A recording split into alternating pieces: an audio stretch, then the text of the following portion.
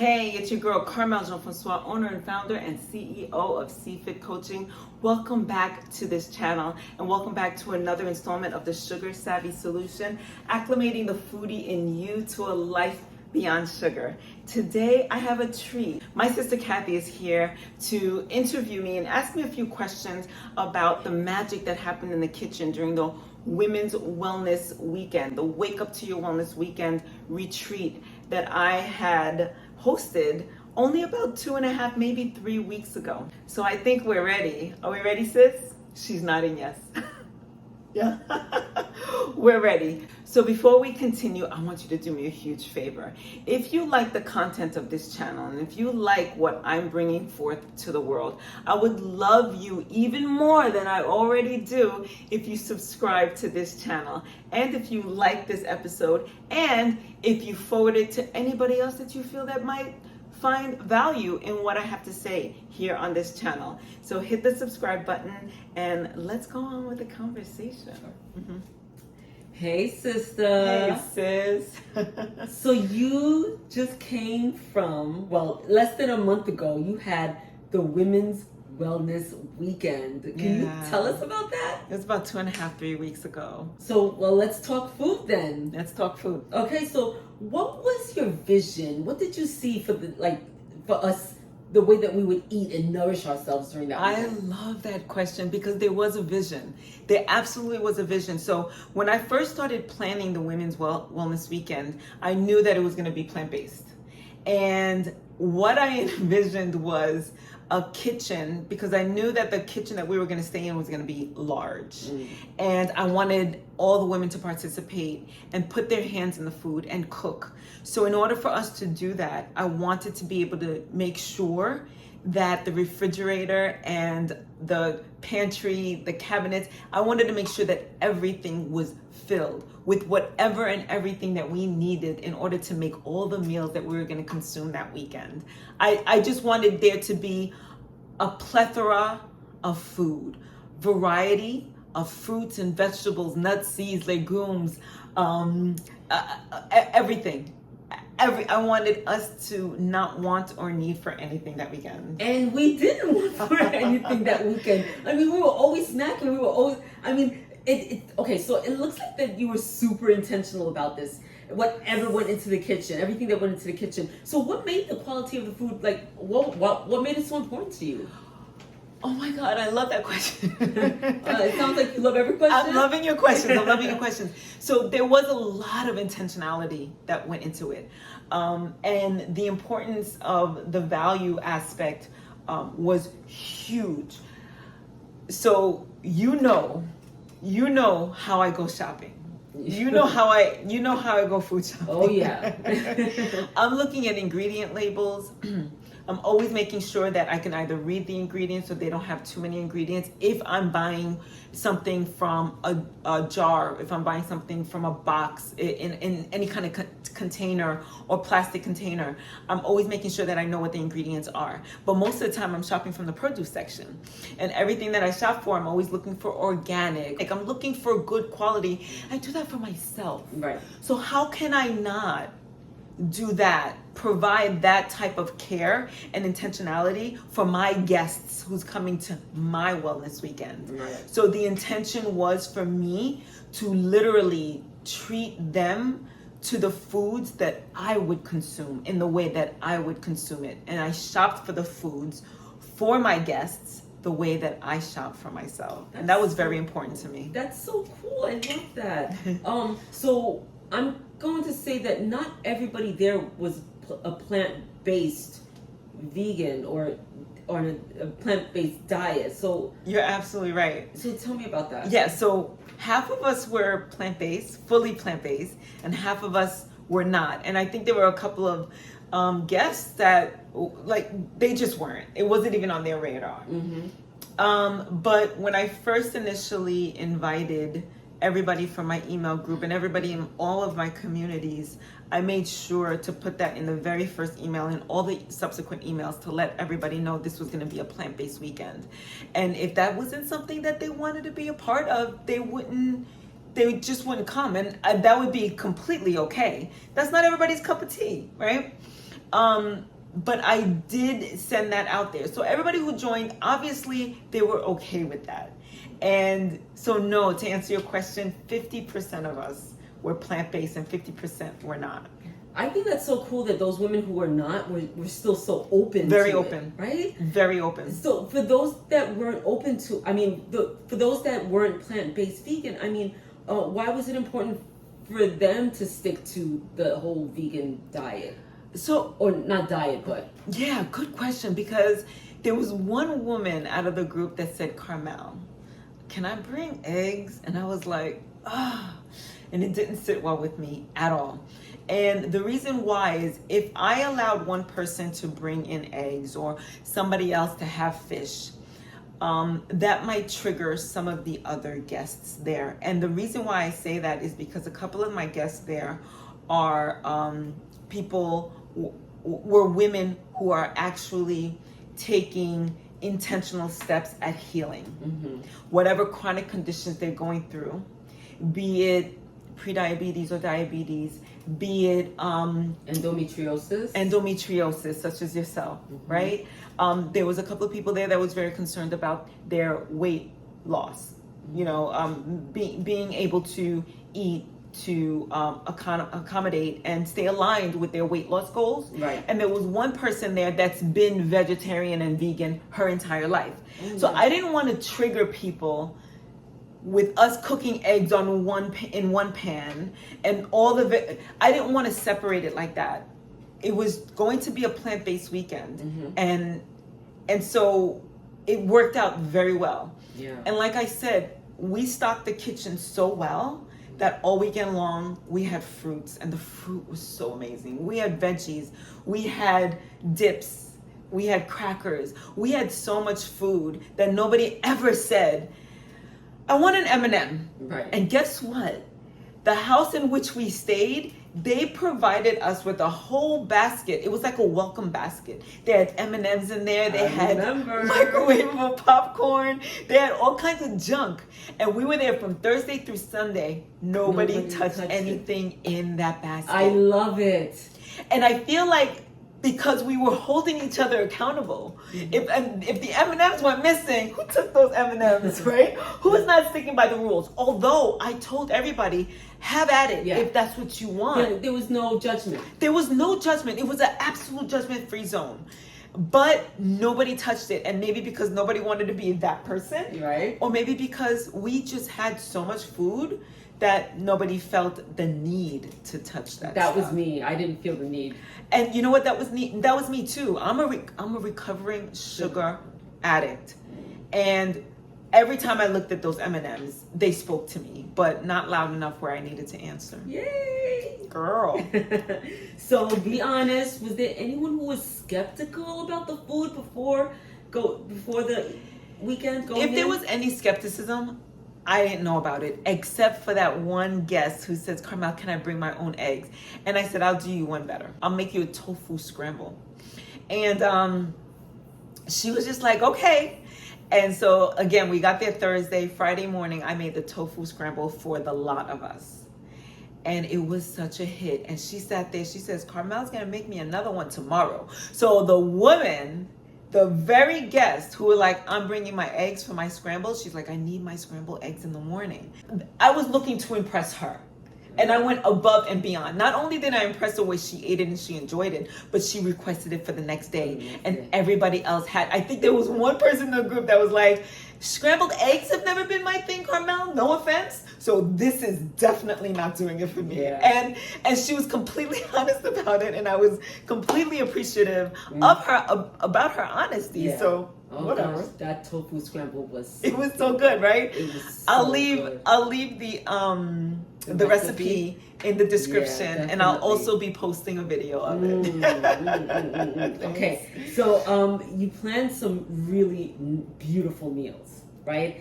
How did you go about deciding? How did you go about knowing what to stock in the kitchen? Well, I started with everything that I like to eat. Okay. I started with everything I like to eat. I made sure we had protein powder there. It was a very clean pea protein, just one ingredient, pea protein. And so I'm just emphasizing that just to say that I started with everything that I normally eat on a regular basis. Believe it or not, nobody made any smoothies the weekend. We had so much food that nobody needed like a smoothie.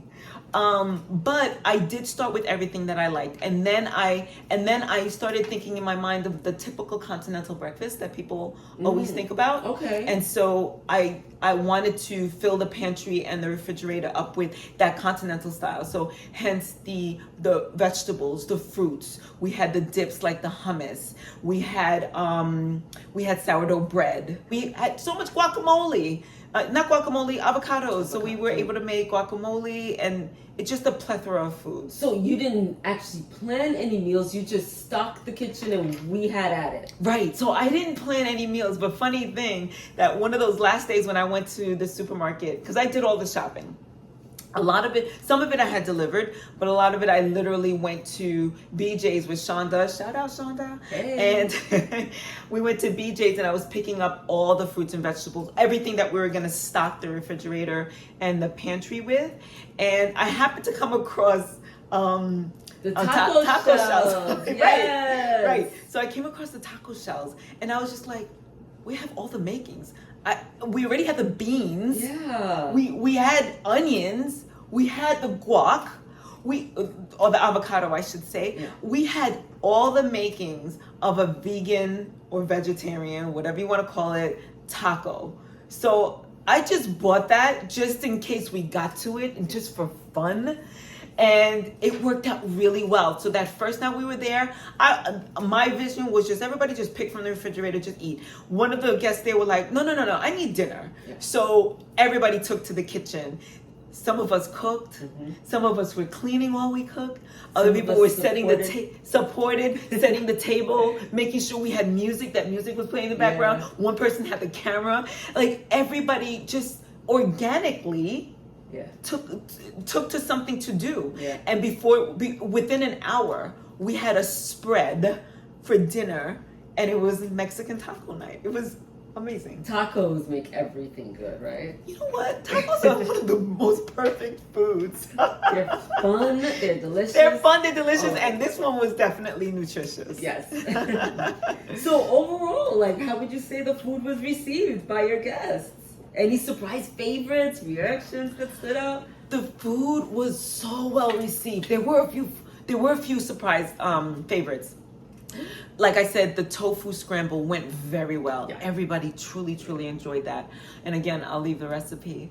Another thing that was a favorite was the vegan butter. Now, like I said, I really don't do salt, oil, and sugar, and which translates into salt, fat, and sugar. I don't do too much of that, so I don't buy vegan butter. But again, I was thinking the continental breakfast. I knew we would have sourdough bread, Right. and I wanted to really. I didn't want to put anybody on punishment. Right? That wasn't the purpose of the weekend. So we bought a vegan butter, and it was like 2 ingredients. I can't remember one of the ingredients, but the main ingredient was olive oil. And it was smooth. It was tasty. It was really good. It was so good. Yeah. And some of the women there were like, wait, what? And Yeah. picked it up, made sure, inspected. Where's the butter? Where's the milk cream? What's in here that made this so amazing? And I can't believe it's not butter. It wasn't, I can't believe it's not butter. No, it wasn't that. Are you forgetting one thing? I am. One thing, it was your favorite. Yes. It was your favorite. It was the TPP? No, actually they call it textured pea protein. Okay. And usually the name that I know for it is TVP. Okay. As in textured vegetable protein. Okay. But this was pea protein. And the textured vegetable protein, just so I can make the distinction for our good listeners out there, is the textured vegetable protein is usually soy-based. Mm-hmm. And this was not soy-based. This was pea based. Mm-hmm. So it was textured pea protein, and what it is it's actually used as a meat substitute. We could have used it for taco night. We didn't even use it for taco night. Oh, it was so good. So basically it comes dehydrated, and we have to reconstitute it in some kind of liquid, Yeah. be it water, broth. I used part water and part vegetable broth that I found. And again, I was looking at the ingredients. This was organic. It was a little higher in sodium than I usually like it, but it was only vegetables.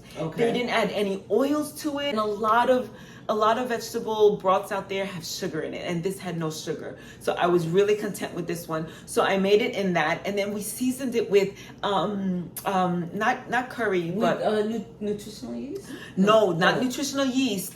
The nutritional yeast went in the eggs. This one we not curry, but what? Yeah, it was curry. It was curry. It was a curry paste that we seasoned it with, and so it was so much full of flavor. Yeah. Everybody was like, "What is that?" Because it has a texture of meat, and the chewiness of it. Oh, it was so good. And it was just so, and because it comes dehydrated and we had to reconstitute it with flavor and vegetable broth, it really takes on the flavor of whatever it is that we reconstituted with and what we cook it with. So that was definitely a favorite, and a favorite, and people didn't even know what it was. They're like, ma'am, what are we eating here? Because this is so good. I love that.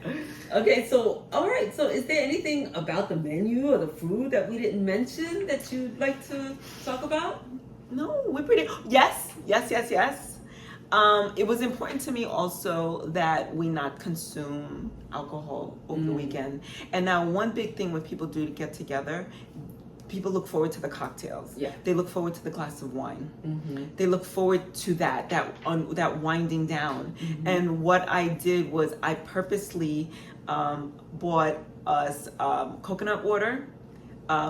We had flavored Pellegrino. Okay. And we had a plethora of lime and lemon.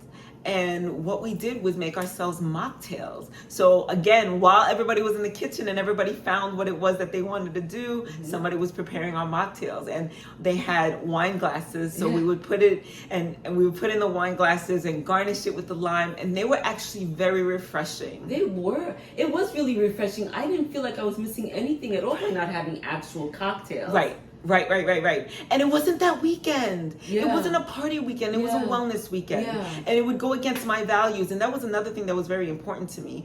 Everything that I provided for my guests as far as our menu is concerned was all within my boundaries and my values and what I believe whole food, plant-based eating should be. I don't do alcohol anymore because it's a hormone disruptor. We do alcohol, especially women our age in the perimenopause and menopausal stages of our lives. It just wreaks havoc on our hormones. And then I didn't want to subject my guests to that because I'm not subjecting myself to that. So that was another reason why we did that. But that was definitely another aspect, another piece of it that we put in there. And then it was fun that we went to a vegan restaurant one night. Oh my goodness. That was good food, right? That was hearty, delicious It was food. hearty, delicious food. And again, what I liked about this vegan restaurant is that everything that came on our plates were whole foods.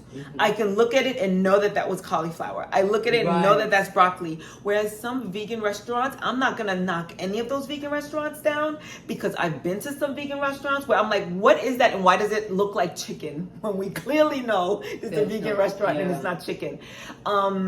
But all of these foods were not that. These foods were kind of grown in their backyard. The flavor was amazing. Put on our table, literally from farm to table, and delicious. What did you have? I had a cauliflower steak. Now, before I became vegan, I'm hearing all about this. Even while I was vegan or plant-based, hearing about this cauliflower steak, I'm like, what's the big deal about the cauliflower steak? It was, I can't even explain it. Nice big slab of cauliflower, seasoned so well, juicy. It was so good. You want to know what I had? I had the tofu with polenta and kale. And I don't know what they did with those seasonings. Oh my gosh, it was amazing. And I feel like that's the secret. First of all, they had good produce. They had farms over there. They were growing the stuff in their backyard.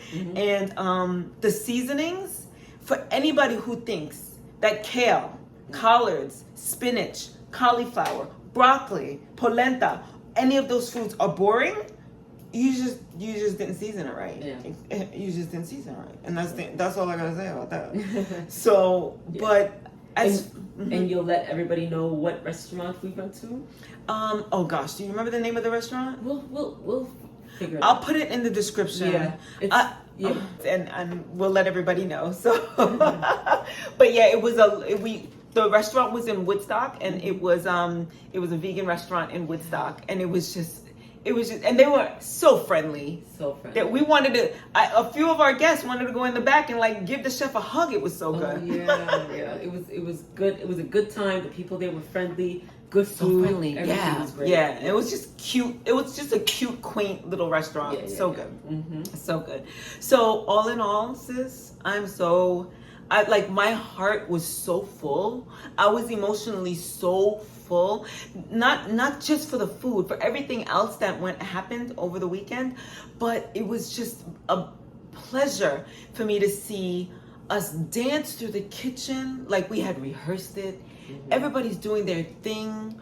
We had pasta. We had, like I said, the guacamole. We had sweet potato, and the sweet potato was so sweet. Nobody had to do anything to it. We didn't have to add cinnamon. Yep. We didn't have to add honey, maple syrup, none of that. We had lentil soup. We cooked, and that last day, we were just kind of like, take everything out of the refrigerator. We need to cook it and have it for dinner tonight. So we had a beautiful spread of food. Yeah. We ate till we were silly. It was so good. It was good. It was so good. Yeah. And I think everything turned out better than what I envisioned it to be. Nice. So I'm happy about that. I'm happy about that too, sis. Thank you, congratulations. Sis. Thanks for these questions. Yeah, no problem. Yeah, so that's it. And that's what I wanted to share with the good folks out there. Plant-based can be absolutely delicious, and I am so happy with the way the Wellness Weekend turned out. Do you think it's the first of many? First of many. This gave me so much life. Yes. This gave me so much life. And if any of you are curious, or you want to know more about it, or you want to sign up and get on the waiting list for the next one, do yourself a whole favor. Yeah. And drop me a line in the comments, or just email me directly at carmel@cfitcoaching.com. Yay. Thanks, sis. Thank you. Thank you. Bye. Thank you for watching. See you next time.